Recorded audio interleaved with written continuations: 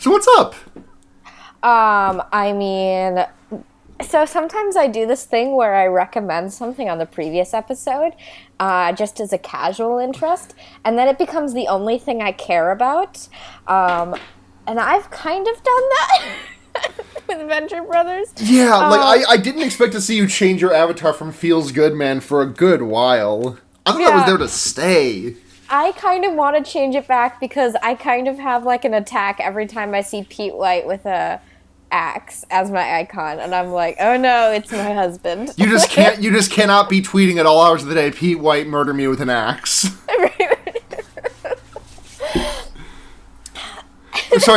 Pete White murder me with an axe challenge. Yeah, challenge. Please do it. Which is kind of resulting in an unprecedented interest of mine, which is just like twinks with axes, I guess. I guess that's just who I am as a person now. So I'm like, sorry to all of our listeners, and also to my co-host, Sarah, just for who I am as a person. I mean, you're valid. I mean, I'm valid, but like, I'm not proud of the fact that I'm valid, you know? Yeah. I'm not proud of who I've become. But I just somebody help me see the darker side of you. Yeah. No one can help you save this animal you have become. Right. And me, we believe it's not the real you. Mm-hmm. I need a twink intervention. Yeah, you can. I feel like that's just you at all hours of the day, though. What? Like needing a twink intervention. Oh, I know. It's just like the constant state of being me. Yeah, absolutely. Sometimes men, you know? Sometimes men. Fucking throwing your hands up in the air and saying, you ever hear about men? Okay, so we were talking about that while we were watching this movie. And you ever hear about men is the fact that, I'm gay. You ever hear about men is the fact that you're gay, but in the other way. Yeah. It's that post, the girls, yeah, I heard of them. Yeah. Where like when you had to pretend to be straight and I had to pretend to be not gay. Yeah. And I'm just like, girls, I've heard of them, and you're just like, girls, I've heard of them. Mm-hmm. Girls, we heard of them. Yep, girls, they're out there. Yeah. Hey guys, a little PSA about this girls. This is WLW/MLM solidarity. Is there an easier way to say WLW? Because that fucking sucks to say out loud. That is so many syllables. That's 7 syllables. Yeah, it's like good for like typing. Yes. But, like out loud, it's like gay women, gay men. When I read it, like my head just like says it as like Willow. Yeah. Willow/Mulm solidarity. Yeah. Like. And also like the shitty gremlin part of my brain is like whenever I see MLM, it's like Martin Luther Ming. Mine is either multi-level marketing or Marxist-Leninist Maoism.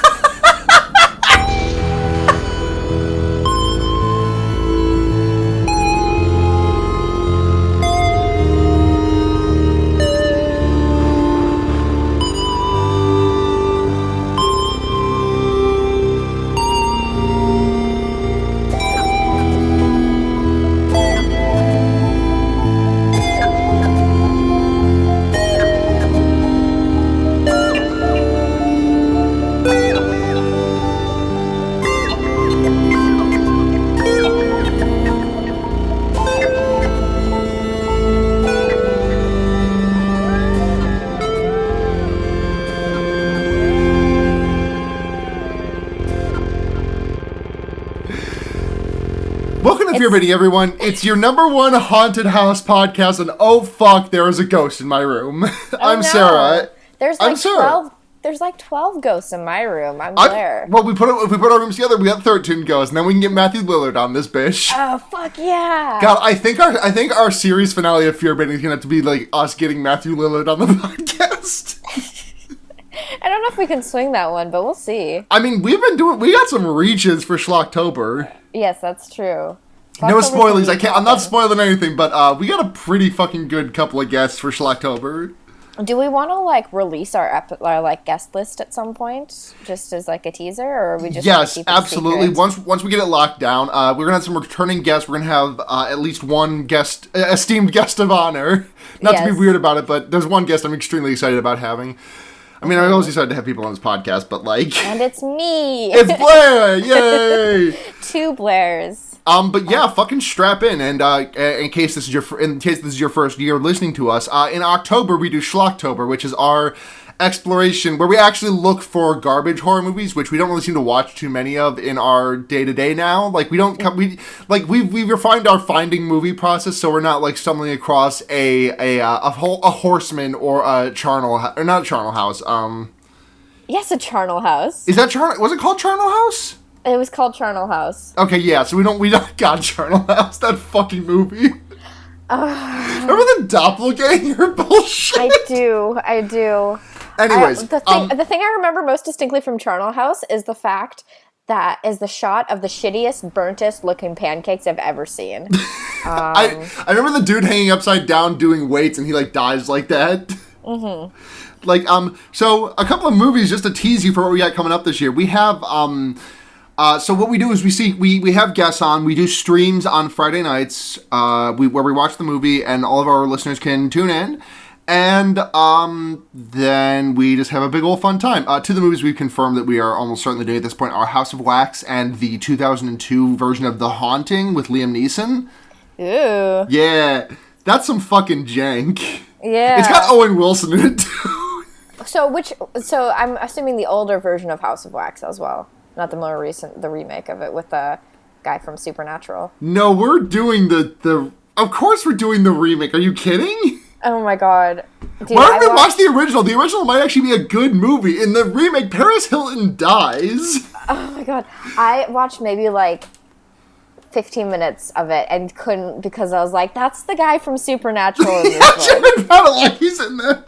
I think Jensen Ackles was in a Saw movie at the same time. Oh my god. I'm gonna look that up real quick because I know he was in a horror movie at the time. This is gonna bother me. He was in My Bloody Valentine 3D. Beautiful. Beautiful. Perfect. He was also in a movie called Devour. Yeah. Good thing that after they finish Supernatural, they'll never have to work a day in their life again. So we'll never have to see them act in a movie. I think one of the movies we might have to do is to counteract as a counterpart to the Jared Padalecki presence in House of Wax. I think we have to do Devour, which has a 20% rating on Rotten Tomatoes. Not low enough. It looks like Stay Alive. Oh, good. Yeah, Schlocktober is always really fun. So yeah, it's a blast. Yeah. Keep your shit friends. locked. We do streams on Fridays around like 9ish. Yeah, it's a whole event. So yeah, it's so much fun. Yeah. But anyway, so what's up with do we have any upcoming horror movie news? We're like a month out from Halloween, which I'm so fucking excited about. Yeah, I'm so excited for both the movie and the holiday. Yeah. I don't have a costume planned out though, which I don't know what I'm gonna do. Do you normally have a costume planned out by now? No, but I feel like I should. The reason why I don't ever dress up for Halloween is because I don't plan in advance. So I feel like it's something I want to do, but I'm just not planned for it. But I'm very, very excited for the movie. I have no apprehension whatsoever because John Carpenter gave it his stamp of approval. So I'm down to clown with Michael Myers. Yeah. Other upcoming horror movie news. This one that came out a couple of weeks ago, apparently called E-Demon, which we have to watch at some point. Oh no! Yes, I love these cyber-themed horror found movies. Footage. It's found footage. Is it? Yes. Oh yes. Oh yeah. This review that I'm reading on upcominghorrormovies.com. Thank you very much for your service, UHM. Is it says it kind of does it in Evil Dead fashion, which that's really fucking good to hear. Mm-hmm. That is so great. It sounds like a blast. So I am really down to try to find someplace that's showing it. I actually just recently looked at like movies that are coming out and movies that are out in theaters right now. I'm like on like my mom's Fandango app because she was asking. I did not see that anywhere, so I don't even know where I would find that. But yeah. Other upcoming horror movie news. Suspiria remake is about 2 months out. Which is, I didn't know this, but it's directed by Luca Guadagnino, who directed Call Me by Your Name, and it also has Tilda Swinton and Chloe Grace Moretz in it. So like, I'm here for this. Yeah. I'm gonna see that shit. Not a horror movie, but Halloween night, the day of Halloween, we've got the return of Limetown. Fucking finally. Oh my god, yes, I'm so ready. Fucking, how long is it? When did Limetown originally happen? Was that 2016? I don't know. Maybe around them. It's been a grip. Yeah, it's been a fucking... If you don't know it, we talk about it all the fucking time, but Limetown was late 2015. Jesus Christ, it's been 3 years. If you haven't heard us wax poetic about Limetown before, it's one of the best podcasts that I've ever heard in my life. Mm-hmm. It's just a really great narrative, a really great short narrative. Yep, really great, podcast. Really tight, delivers on what it sets up, which it should, like, based on the setup it gives, it should not be able to deliver as well as it does. Yeah. And then we've got season 2 coming. And I have no idea what's going to happen in season 2. I listen to that teaser like every month or so, and it gives me chills every fucking time. It's going to be awesome. Limetown fucks hard. Yeah. So that's my diagnosis. Bless you. Thank you. God, they fucking released that teaser a year before the season 2 premiere. They put that teaser out on October 31st, 2017. It's been edging us for almost 365 days. So. Yes. Ugh. Sorry. Limetown orgasm denial. Leah Haddock denies your nut. I hate ASMR. I hate us so much. I do too. Oh, God. Are you ready for this? Do you want Yeah, to let's talk about fucking... So we watched The Conjuring this week, directed by James Wan, starring a whole bunch of people whose names I don't know. Mm-hmm. And, fucking... God, I'm sorry. Give me a second. I just gotta... God, this was back in 2013. Huh. Mm-hmm. I do like at the top of the Wikipedia article, it says, this article is about the film. For the Megadeth song, see The Conjuring. I would much rather do a podcast. No, I actually really like The Conjuring. I think it's good. I think it's fine. I don't think it's great. I think it's fine. It is. I would say it is one of the more competent James Wan vehicles. Yeah, I'll ride with you on that. It is. I mean, I think it's like up there with like Saw and stuff like that, which I would say is probably one of his best movies. He is directing a movie for 2019 called The Curse of La Llorona, which I'm very excited about. Yeah. The fucking Ghost Bride shit. Yeah. I might see that. Mm-hmm. I wrote a paper about her in college. Ooh. Yeah, no, I really enjoyed this movie. I loved it the first time I saw it in theaters. There's no like deep message in it. It's not really thought-provoking. It just looks really cool, and it's like scary. Yeah, the script is kind of meh in my opinion, but I think a lot of the cinematography that's going on is really cool.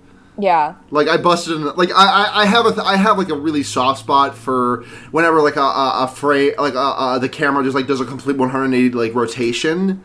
Like like I'm talking like it goes from upside down to right side up or vice versa. Like and that happened like 4 separate times in this movie, including twice in one shot, and I busted a nut every time. Yeah. No, it's really good.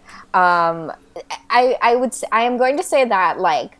So I don't, as I think I've said before on this podcast, I don't believe in ghosts even a little bit. That's why I don't get scared by these like based on a true story thing. But I think I enjoyed it a lot more the first couple times I saw this movie before I learned about the fact that the Warrens were just complete charlatans. Because it's like, it's one thing to be like, they're also drinking the Kool-Aid in a way. Like, they believe their own horseshit. Yeah. But it's another thing to, like, kind of see them and, like, know that they're, like... Scamming. Like, yeah, like, scamming these people out of money and, like getting, like inducing fear in them, you know, for their own celebrity. So... Right, I suppose that's a discussion point right up at the top that this is, you know, obviously all based on a true story about the Warrens and their their helping of the, what the fuck's the family? I don't name? remember. Fucking the Parenns. Mm-hmm. Yeah, the last name isn't said very much. Mm-hmm. The Parenn family, yeah.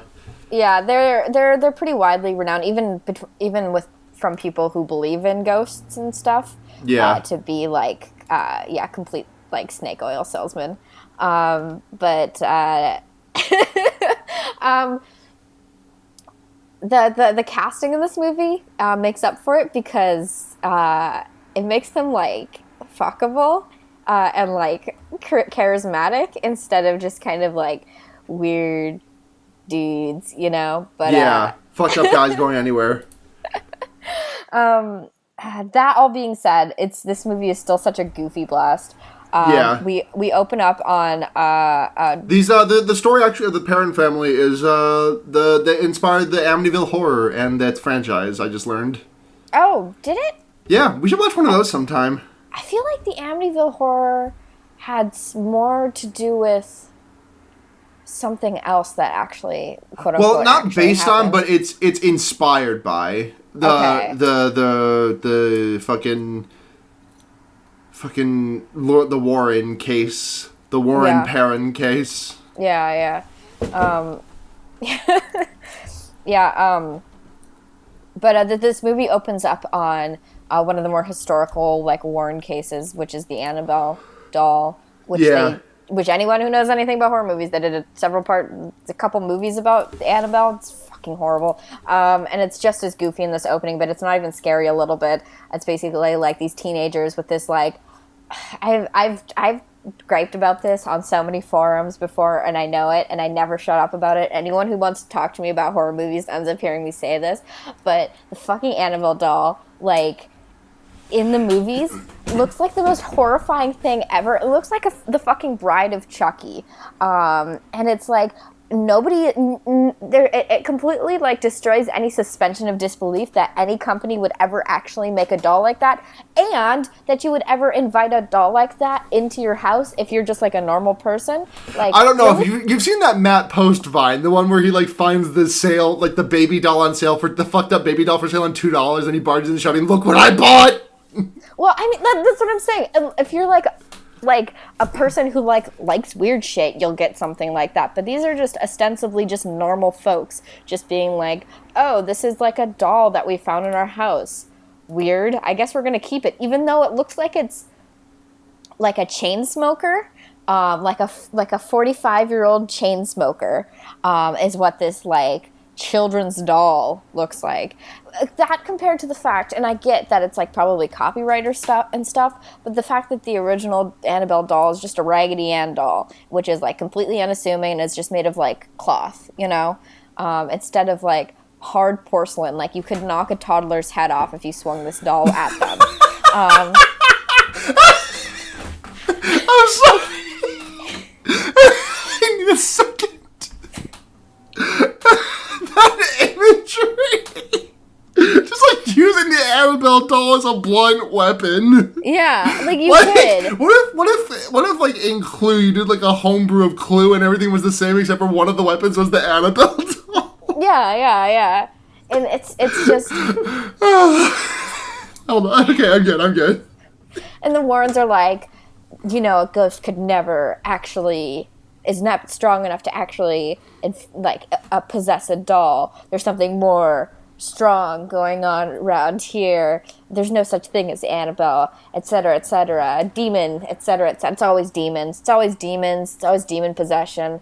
Because you know what? Demon possession is what makes the big bucks. Because you get to instill the fear of God into people. Yeah, demon possession. Latin. Anytime demon possession comes up, I'm just like, oh, okay, so that's what we're doing. Like, I loved I guess spoilers for Hereditary. Yeah. But, like, I loved Hereditary, but, like, you even said it yourself on the episode, but, like, when they got to demon possession, I was like, so that's what we're doing? Yeah. I mean, okay, I'll go with you on this. Like, you've given me proof of concept that, like, I'm willing to follow you down this road, but, like... Right. Well, I would say in defense of Hereditary, it's not just the devil. Yeah, it's a more niche demonology, but I still was kind of reacting like, well, I mean, okay. No, I totally get it. Like I made the Waka Flocka Flame face in the GIF where after he reads like the Suzanne McSwaney, she say Suzanne. Yeah. Hell yeah, this shit go hard. Team Slut every day, week, month, year, decade, century. Yes. DICKSQUAD.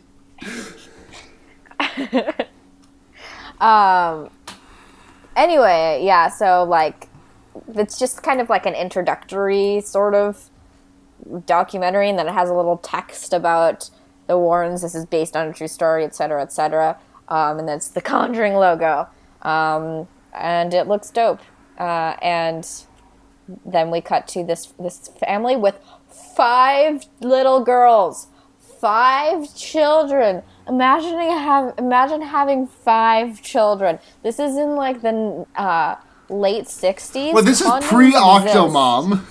Yeah, condoms exist. Condoms do exist, and also like this is just so many children. It is like so many children. They don't even run a farm or anything. They're just like in a house. They're just like in a house. Okay, to be fair, in middle school and high school, I did know a kid who had like 10 siblings.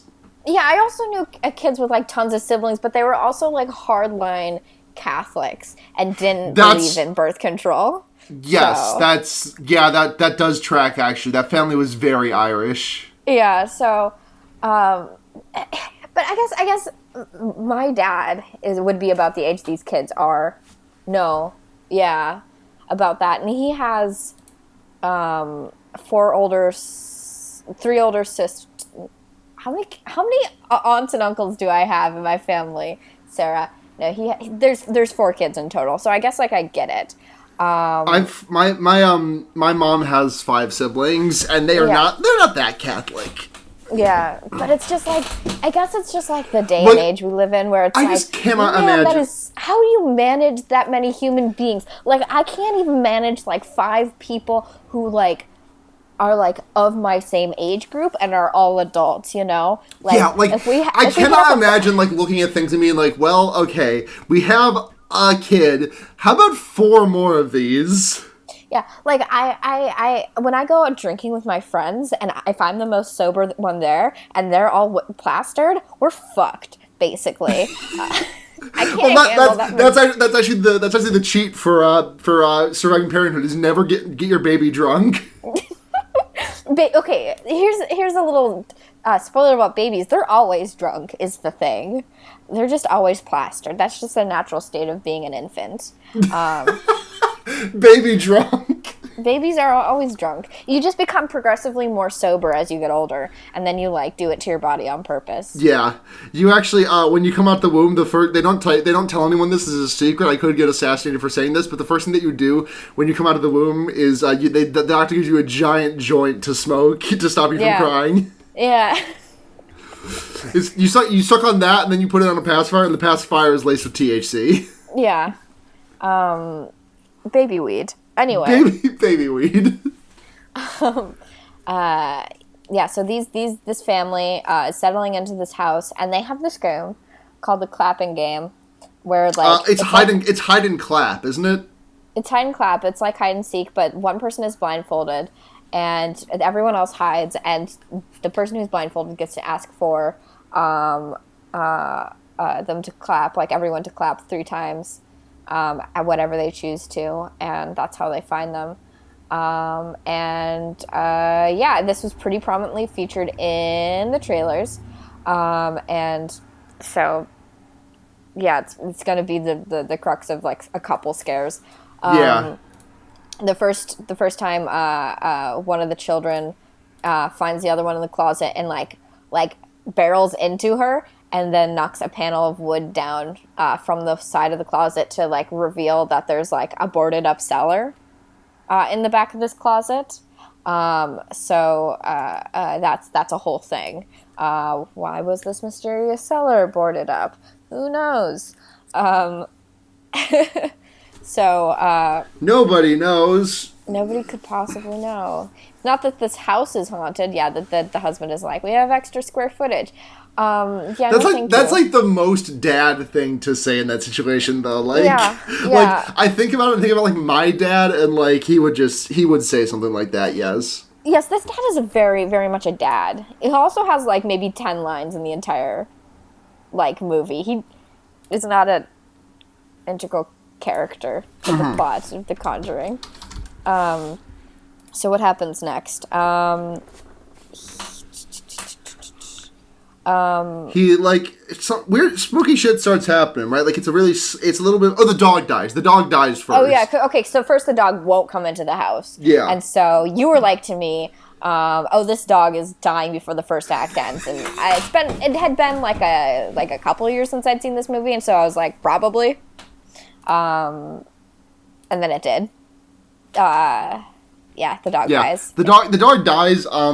Does it explain how it's died? Is it ever explained how the dog dies? I don't think so. I think it's just dead. I mean, I think the assumption to me is that the dog broke its own neck trying to like get wrenched free of the chain. Sure.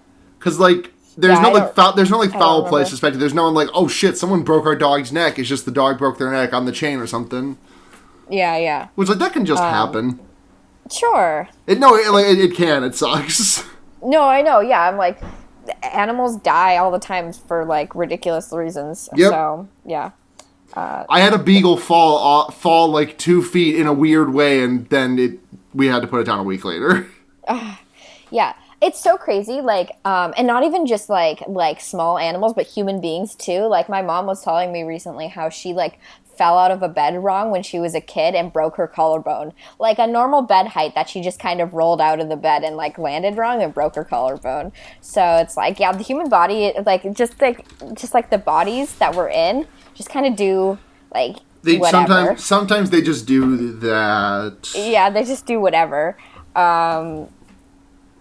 3 times, she said, in her life. And I'm like, Jesus Christ, Mom, what were you doing as a child?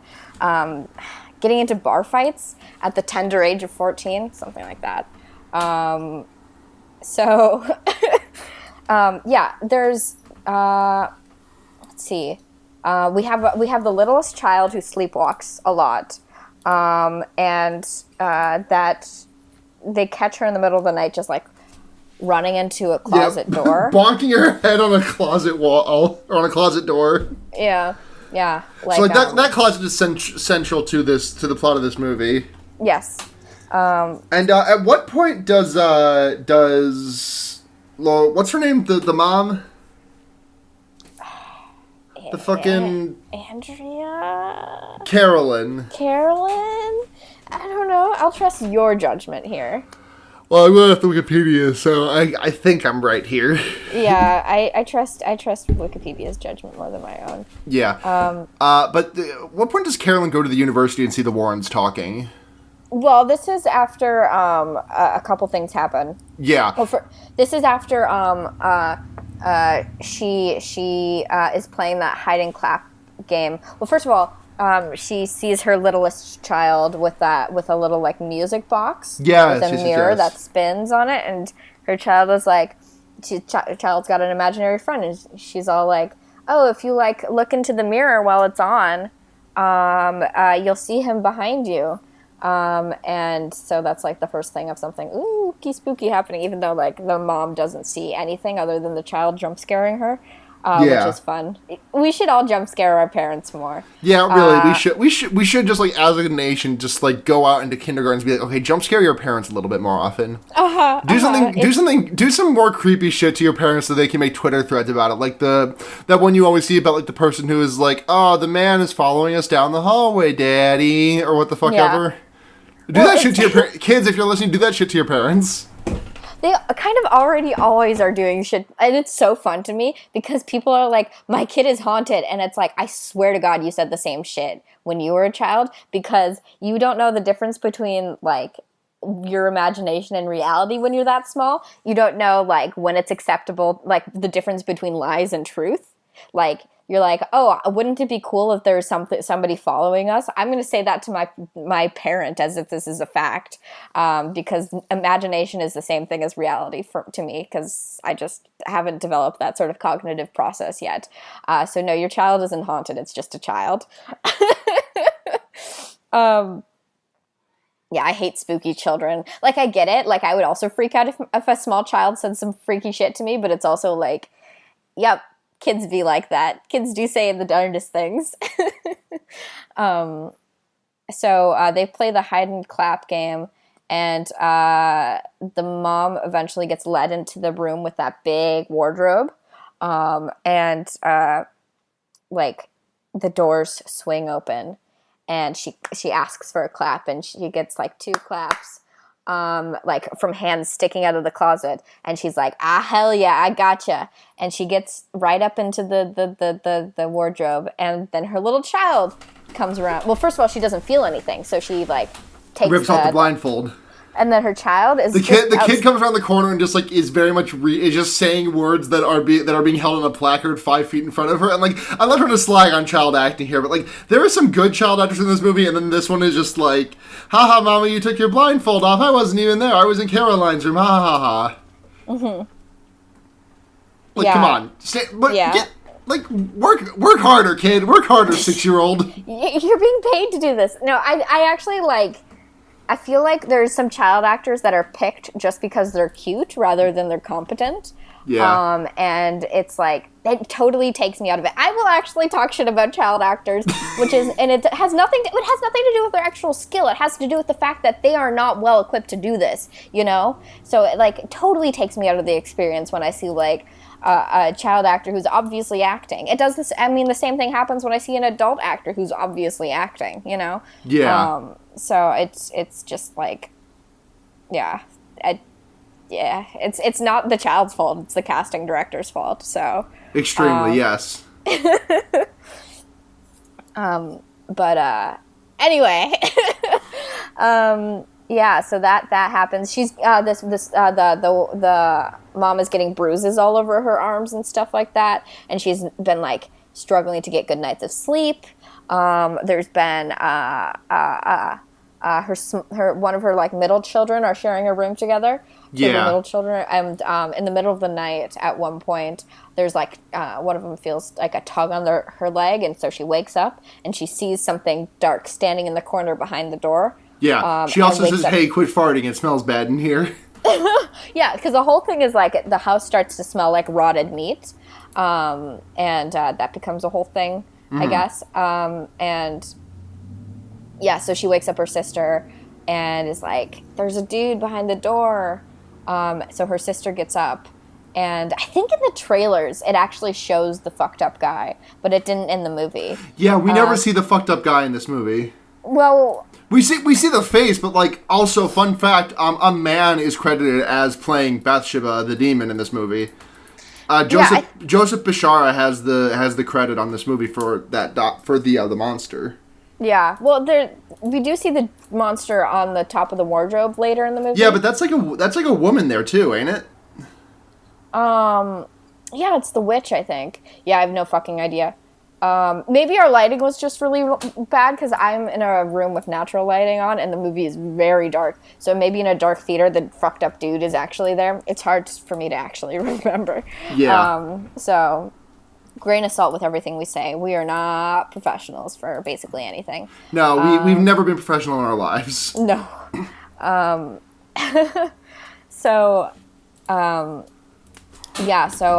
There's this big panic. The door slams shut. Everyone's screaming.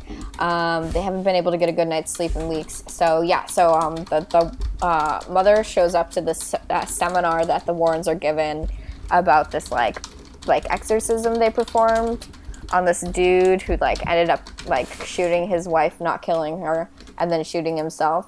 Eventually after the exorcism, and it was basically like, even an exorcism couldn't save this dude, and I'm like, yeah, maybe medical intervention could. Yeah, like, you fucking hacks. Yeah, it's like, fuck, it's like one thing when these like these stories exist in a universe where apparently mental illness doesn't exist, but demon possession does. And I'm like, I can suspend my disbelief because this isn't real. But knowing that the Warrens are real people who probably, like, advocated for shit like this just gets under my skin like nothing else. Like, it's not the fucking 1800s anymore. I mean, it's the late 60s, so let's say, like, mental health is not really up to snuff in basically any context. Yeah. But, like,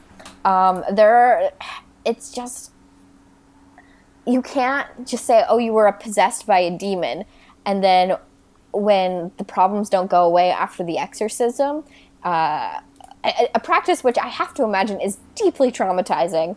Yeah. You can't just be like, well, I guess you just weren't strong enough. It's so horrible. I hate it. I hate them. I hate them so much. They're just charlatans. So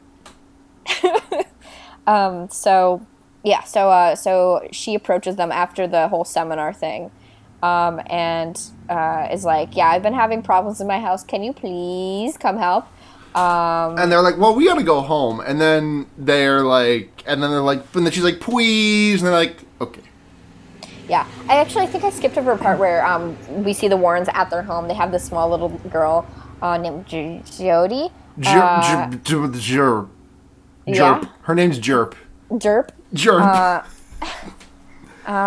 So Jerp is like hiding in the haunted area of the house where they keep all the possessed shit, like the basement in. Well, they're having no. That's a Woods. Later scene, right? No, this is the same scene when they have the guy over.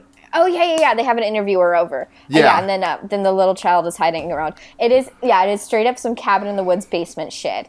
It's so dorky. It's actually okay. I say it's so dorky. It's kind of rad though. Like I would love to go into a room with a bunch of like quote unquote possessed objects just to like for the novelty of it, you know.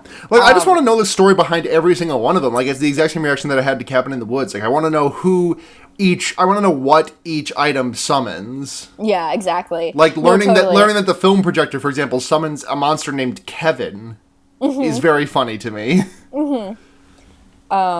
Yeah, no, it's really great. I would, I love shit like that. I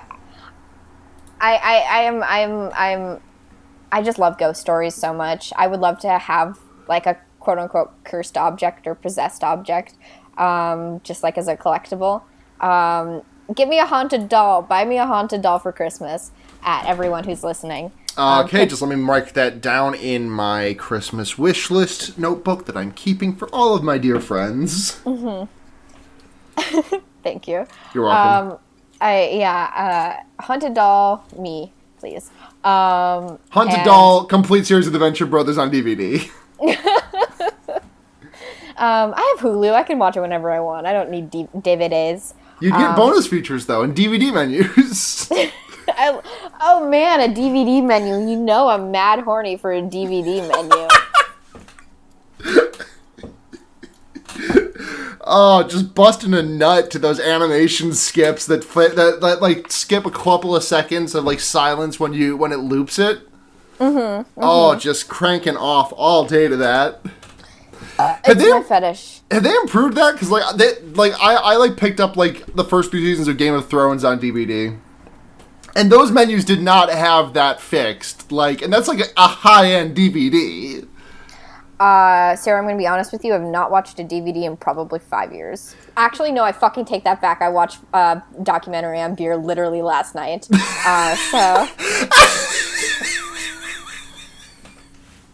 It was my dad's. He's like, I own this documentary. Do you want to watch it? I'm going to keep it real with you, fellow podcast host Sarah Rogers. I have not watched the DVD. I'm going to keep it real with you, podcast host Sarah Rogers. I have last night. I'm sorry. I completely fucking forgot. But we popped it into the PS2 we owned, so, and maybe not the same experience vis-a-vis menus. But anyway.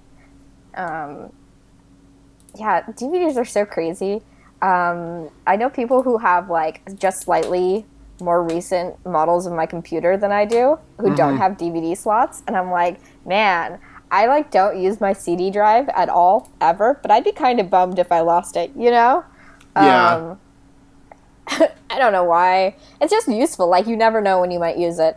Anyway, this is not what this podcast is about. Holy shit. It can be. It shouldn't be. This is hey, this is my little conversation about DVD slots, CD drives. I'm a 90s kid. I like my discs and my VHSs. Actually, I fucking hate VHSs. Because you have to rewind them. What a pain in the ass. Anyone who's nostalgic about a VHS is like a whatever. Yeah, VHS, there's nothing good about a VHS. No, nothing. Fuck a VHS. VHS always gave me anxiety when you would like rewind one and it would just like go, it would just like start slow and go really, really, really fast at the end. Then would like, click. Yeah. And I'd be like, oh, did it break? And it's all made of shit. Like, I know that, we cannot continue, but I'm going to continue talking about this. I know, like, CDs and DVDs can get scratched really easily, but, like, tape seems, like, incredibly fragile to me. Like, the thing is, like, if you take care of your DVDs, they'll last a really long time, which is why I'm explaining exactly the reason why we don't use VHSs anymore. So this is not interesting to anybody, but I'm going to continue talking, and you can't stop me. But, like, you are so valid. If you just play a VHS enough, the tape will wear out. And that's so fucked up. Anyway, yeah, we don't even use those anymore. We use streaming. Everything's streaming, which is better anyway, because it's on demand, and I don't have patience for anything. I gotta be honest with you real quick here for a second. Yes. I have one VHS to my name still. Yes. I used to have a collection of some sorts, and I still have one VHS. I want you to take... Oh, I still own the Blair Witch Project on VHS. Yeah, okay. Never watch it, I'll tell you this. It's neither the Ace Venturas, and I just want you to take one guess as to what you think it might be that I have on VHS. It's neither of the Ace Venturas. Neither of them. I have no idea what it might be. It's Space Jam. That it rules so much. No, I take back everything I've said about everything. That you are so valid. You're like the most valid human being on earth. I am obsessed with that. It's so good. Back to the movie. Back to the movie. We're Holy 40 shit. minutes into this fucking podcast. Jesus Christ. We can rattle through the rest of it in like 20 minutes, no probs. Yeah. So Ed and Lorraine show up, and they're like, "Oh shit, this place is Mondo fucked." Yeah, this place is mad haunted. And they keep doing like shit, and like Lorraine has like a clairvoyant moment with the hanging wife. body. No, oh yeah, that also happens. Yeah, she sees the hanging body. She sees a shadow like clinging to the backs of the people who live in the house, and they find out that there's a ghost who's been haunting people because Bathsheba. What the fuck was her name? What's that? Oh, the witch? Yeah, Bathsheba. Bathsheba. I was confusing it with Beersheba. The shit annoyed me so much. Yeah, so like the clocks are stopping at 3:07 in the morning every night. Which is the time of night that Bathsheba died after she murdered her infant child. Yeah, and it's like, this is old-timey witch hanging days. Hello. They struggled to figure out the time of death for the Jack the Ripper murders. And those are like more recent than I think this shit.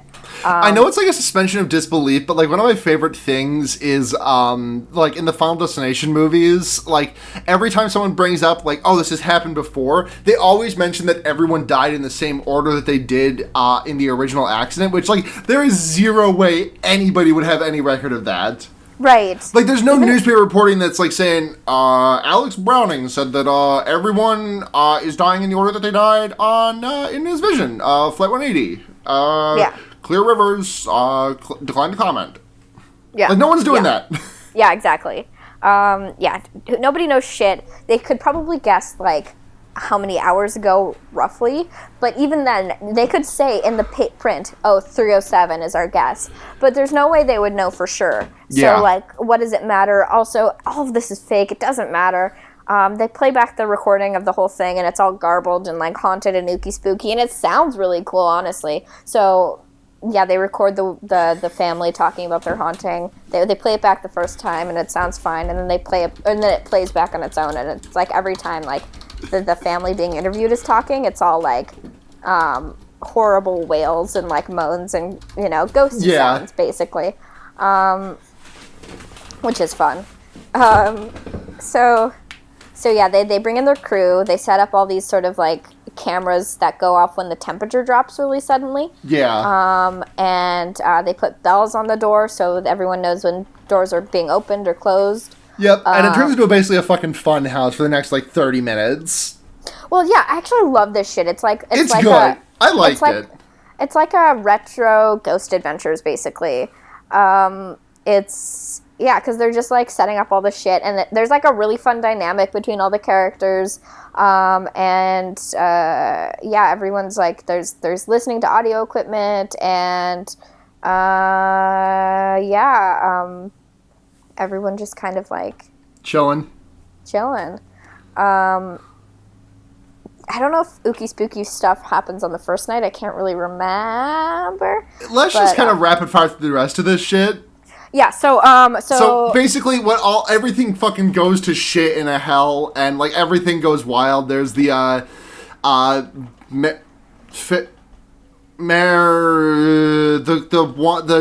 the Ed's wife. What the fuck is her name? Lorraine, thank you. Jesus Christ. Lorraine gets like trapped in the basement, and she strikes a bunch of matches that just last forever because they're like Extendo brand matches, the ones that like just last like a candle. Yeah. They're torch brand matches. And then some hands appear out from behind her, and then it's a ooky spooky. I'm sounding like I'm being really reductive, but like this is basically what happens, and I liked it. I want to be clear, I did like this movie, but like. Right. Mm-hmm. This is just kind of what happens, describing the scares. And then fucking the little girl gets dragged around by her hair. And it's supposed to be scary, but it's extremely comical because she's just sliding around like a fucking bumper car. Yeah. Also,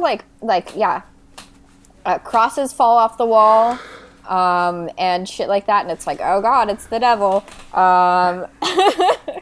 It's basically, it's very much... Hey, you ever think about how... Hold on, let me take a big puff of weed. You ever think about how the backwards of the devil is lived? Is it?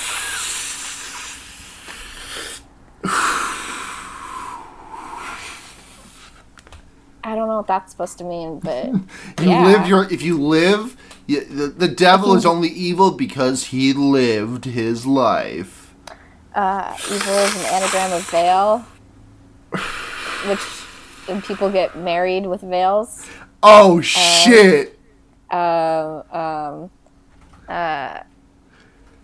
Oh shit! Hold on, take a whiff, take a hit of the spliff, bitch.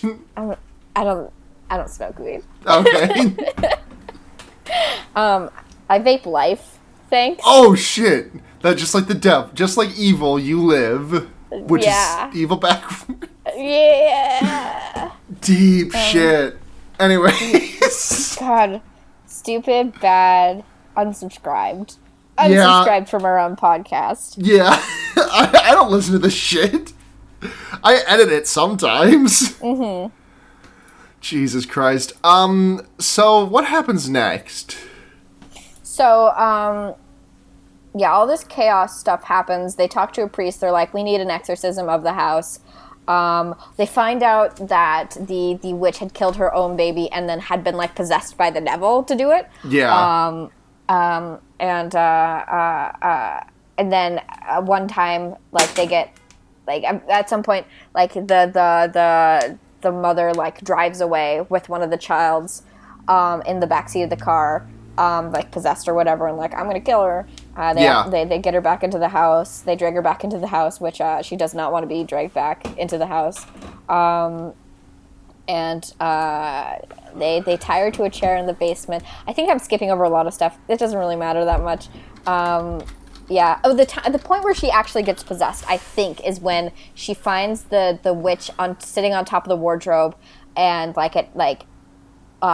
tackles tackles on top of her and like vomits all the shit into her mouth, and then she wakes up, and like... Oh, there's that really cool shot of like Lorraine doing laundry and like the sheet comes off the rack and it illuminates, it like silhouettes a figure that is not there when the sheet leaves.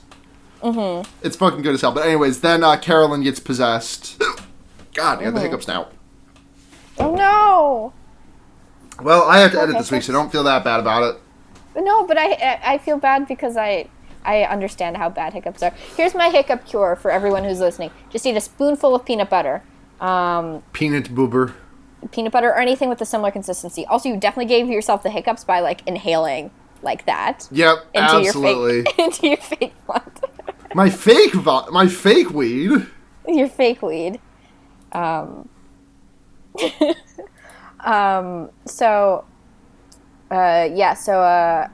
gets possessed, etc., etc. They end up in the basement tying her down to a chair and then covering her face with like a cloth because she tries to bite someone. They get her all tied down to the chair, and then Lorraine is like, Ed's like, we gotta call the exorcist because I'm not certified to do this, right? But then Lorraine's like, no, he's too far away. We can't do that. So Ed is like, well, I guess I gotta take one for the team and do the really cool thing that everyone wants to do, obviously, which is like perform an exorcism because it makes you look like a total badass. And it does. He flips open his like Latin Bible or whatever. I don't know. I've never seen like any look. I've never read the Bible all the way through, but I don't think there's like a guide for exorcism in it. I don't know what else you would use. It's fine. So he flips open his Latin shit and he starts reading from it. It's just a really standard exorcism scene. Where like she like vomits blood onto the whole like sheet that she's being covered with and like rips it open and etc. Mm-hmm. Something that I think we both found really funny was at one point like the chair lifts off the ground and then just hovers there. Yeah. And then flips upside down and then starts like slamming into the top of the into the ceiling, but like not really slamming because it's all like you can't actually do that, you know? It looks very, very silly. But it's fun. Like the thing is like all of this is like so silly but also like so fun, which is what I really like about this movie is that it's like doesn't take itself super seriously. Yeah. You know? Yeah. Like the Warrens take themselves very seriously, but I think like the movie itself kind of knows what it is. Yeah. You know?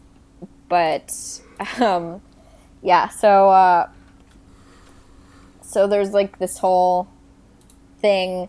The mother ends up in this like crawl space with a child who she's like threatening to kill and like is about to kill, and Lorraine puts her hand on the mother's head and is like, remember this memory you showed me, because they had like this conversation earlier about loving your children.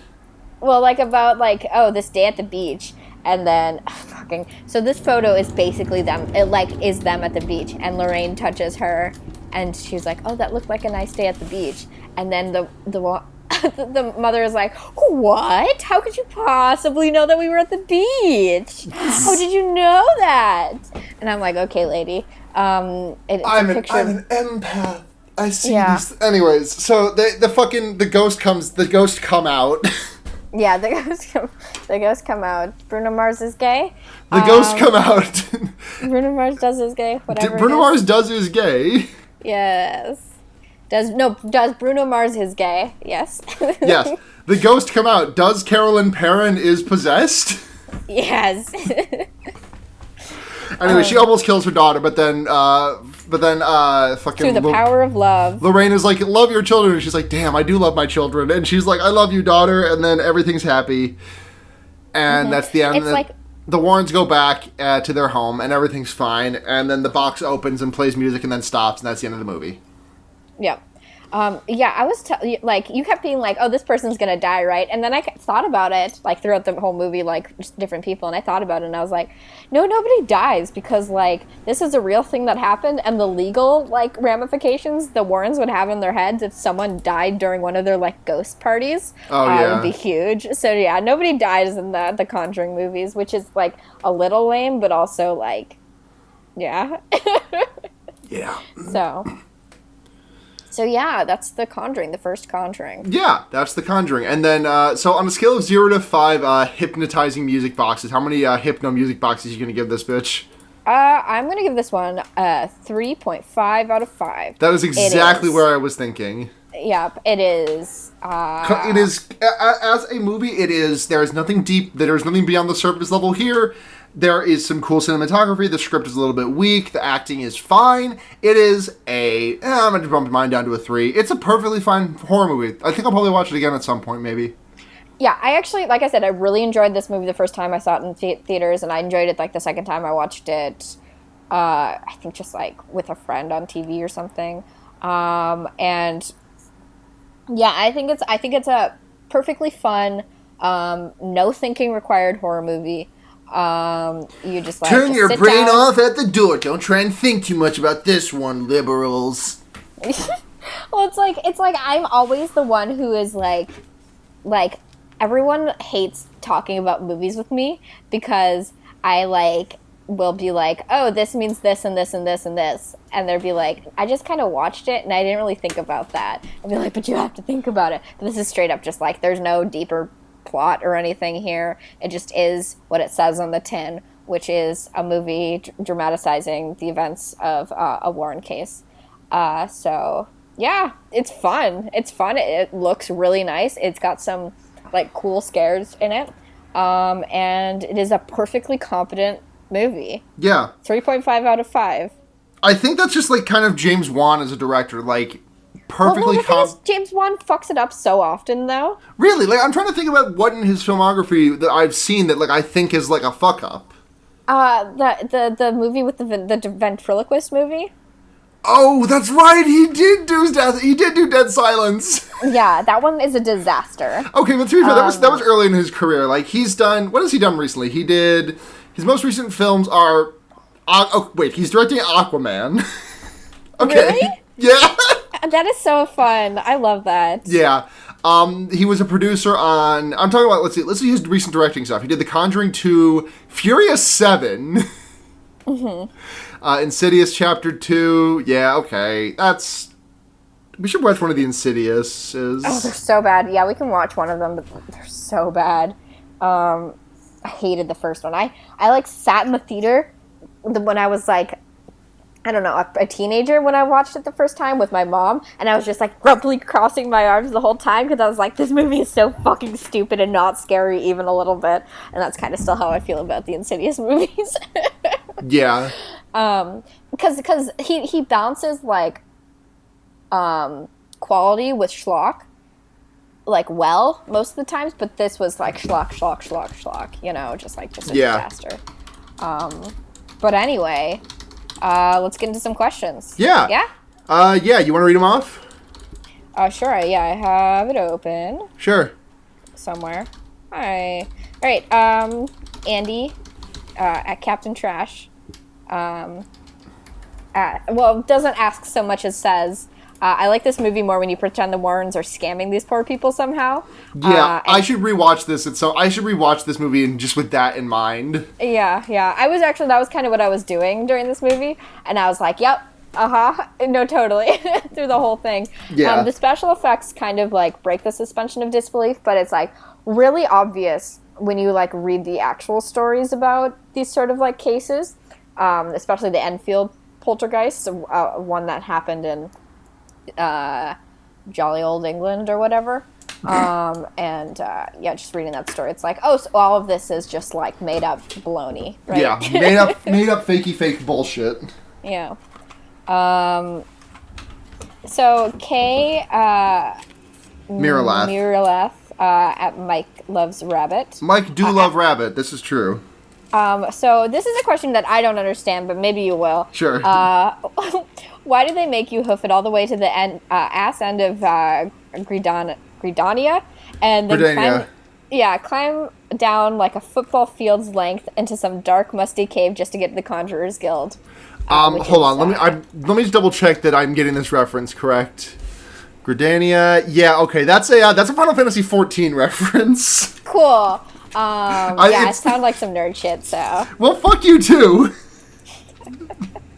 It is nerd shit. Okay, I'm into nerd shit, but this is nerd shit. This is gamer shit. Gamers rise up. Shut up, fucking It nerd. is kind of bullshit the way some things are spaced out in that game. Yeah. God, I want to get back to Final Fantasy 14. Aren't those like games that are like you have to like spend 10 years to finish them? No, not 14. 14, if you really like just play them and nothing else for a couple of months, and they're like fun games. I like these games, but like sure, you have to be you have to be a specific kind of person to like MMOs, and like a lot of people are a specific kind of person. But like if you're not that kind of person, you will hate MMOs. I think that's kind of my problem. Yeah, you're just not the kind of person that likes MMOs. You don't really. Right, it's exactly. It's kind of hard to understand or to really even explain why it's enjoyable. What makes an MMO enjoyable? It's just like I watch the numbers go up and I like it. Okay. But you play clickers, so like. Yeah, I'm actually like I was just about to talk about the fact that I have Kitten's game open up in another tab, and I've been kind of just like grinding away at that, but also it's something I can do passively in the background. Yeah, no, you need to like get your full ass attention in here. Yeah. But anyways, yeah. So you want to get into some recommendations? Sure, let's. My recommendation this week is pretty simple if you've been watching my Twitter feed at all for the last 24 hours, but I've been playing a lot of Marvel's Spoderman, the video game. Yes. It's really fucking fun, and it's been a while since like a game just like made me lose track of time like that. Like I was playing it, and I was like, I sat down to play it last night at like 8, and I was like, let's play Spider-Man for a little while. I like started to watch a movie, but then I was like, I kind of want to play Spider-Man instead.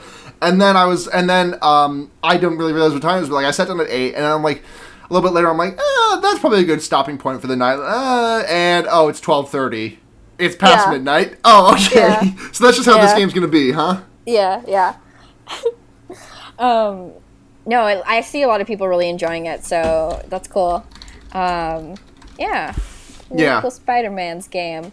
My recommendation this week, you teased me about it being Venture Bros again, and I'm just going to casually say, if you have the patience for Adult Swim, watch Venture Bros. But my actual recommendation this week is going to be, can't remember if I've actually recommended it. I don't think I have. Hopalong's 2018 album that came out earlier this year, Bark Your Head Off Dog. I've been really getting into it this summer, and I really love Hopalong, and it's just kind of like crunchy, discordant, but like with a female vocalist. So it's awesome to hear like indie music that lets female vocalists sound not pitch perfect and kind of like voice cracky a little bit. Mm-hmm. I think Hopalong is really talented, and I think they are really fun to listen to, so that is my recommendation. Hell yeah. See? Cool. If you would like to check us out, we are at Fearbaiting on Twitter and on Tumblr, that we don't use that much, Gmail, all that shit.